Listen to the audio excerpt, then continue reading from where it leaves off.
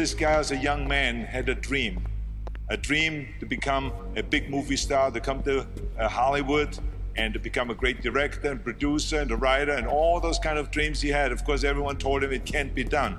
But he wouldn't take no for an answer, and he moved across from New York to Los Angeles to Hollywood. And of course, one day, after struggling, like we all do in the beginning, to get into TV and into movies, he had this idea of writing a script. And in longhand, he wrote this script, which was Rocky.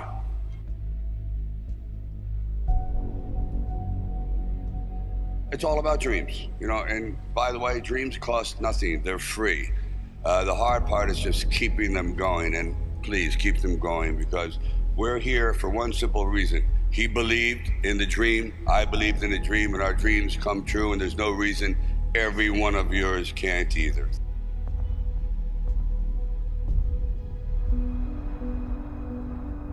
I used to sit in this little apartment, and it was a room. As a matter of fact, the room was so small, I remember I was able to open up the window and close the door while sitting on the bed at the same time. It was like 8 feet by 9 feet.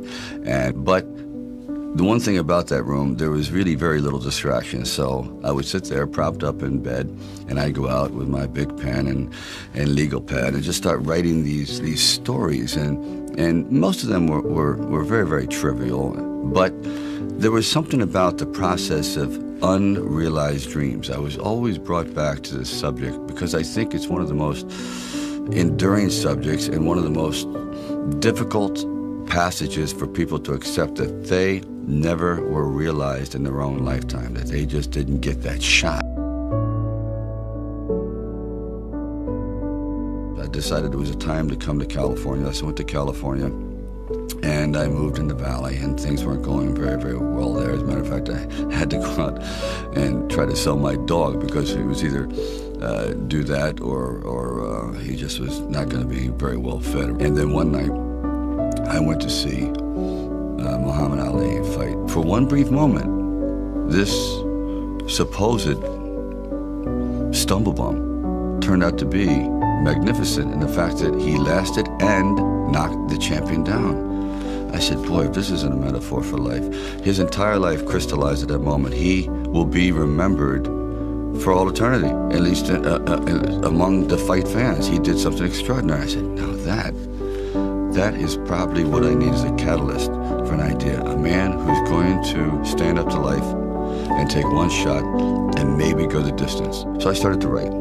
And it was one of those writing frenzies. And 3 days later, I came up with the script of Rocky. Now, the script by no means was a finished piece of material. It was probably about 90 pages, and maybe 10% of it remained in the final script, but it was done. I first met Bob Chardoff and Irwin Winkler, and I believe I was there on a casting call.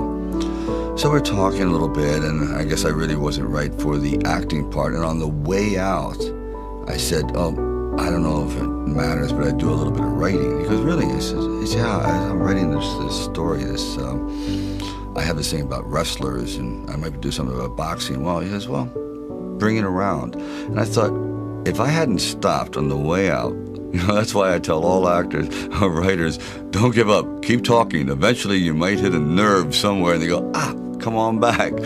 And if they didn't say, come on back, or bring it later and let's see what you've developed, I wouldn't be sitting here. So I have to give incredible credit to their insight and their patience, and they're willing to take a chance, which it doesn't exist much anymore, unfortunately.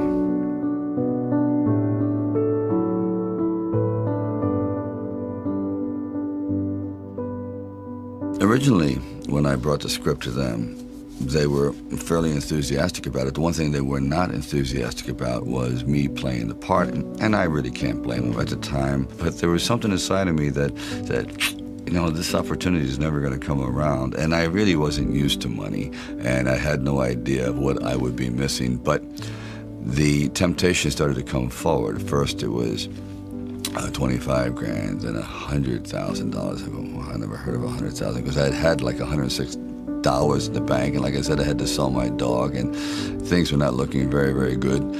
My $40 car had just blown up, so I was taking a bus to work.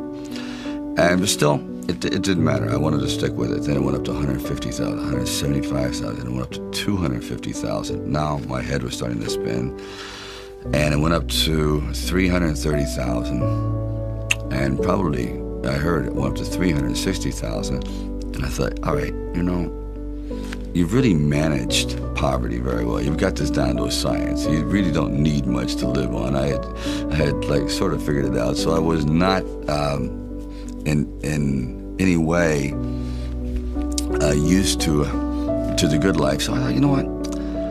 If I know in the back of my mind, if I sell the script and it does very, very well, I'm going to jump off a building.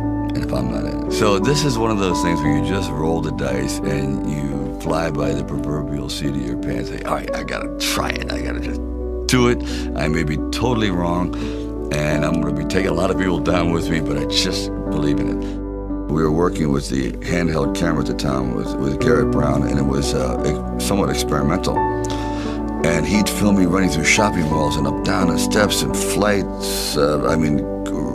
Curved corridors along the river until finally my legs basically gave out and I'm like writhing on the ground, and I want to rise up and say, John, I'm dying here. And he goes, no, use it. Use the pain. I said, for what? I mean, I'm in misery. He goes, well, no. You know, it's giving your character, it's giving him some depth. I said, it's giving me bruises. It's giving me like agony. I can't sleep at night.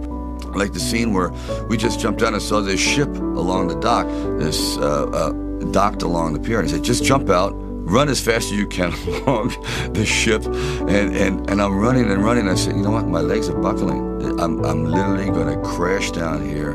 Teeth are gonna go, jaw, face. I'm just gonna be ground down to this flat-faced image.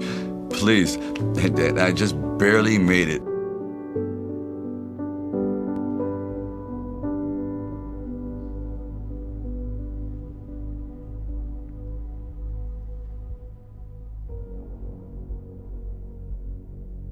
The world ain't all sunshine and rainbows.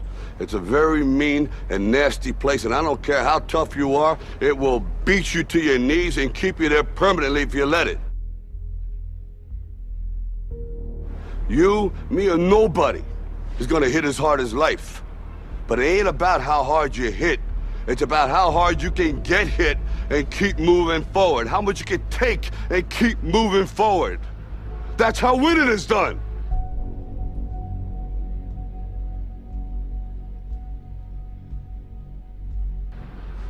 Now, if you know what you're worth, now go out and get what you're worth. But you gotta be willing to take the hits and not pointing fingers saying you ain't where you wanna be because of him or her or anybody. Cowards do that, and that ain't you. You're better than that.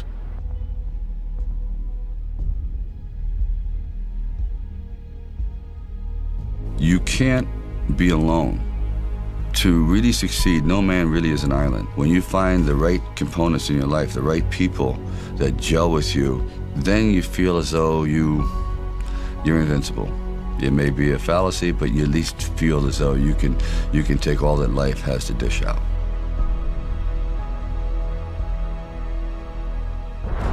At the very end of our lives, if we can still say, you know, we were never humbled, we were knocked down, but we got up, and I can say, I lived life with integrity, and I took all the blows, as the song says, and I still prevailed.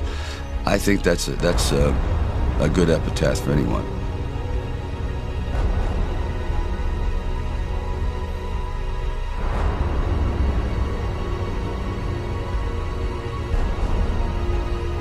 It's all about dreams, you know, and by the way, dreams cost nothing. They're free.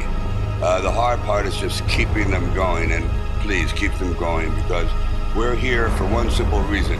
He believed in the dream, I believed in the dream, and our dreams come true, and there's no reason every one of yours can't either.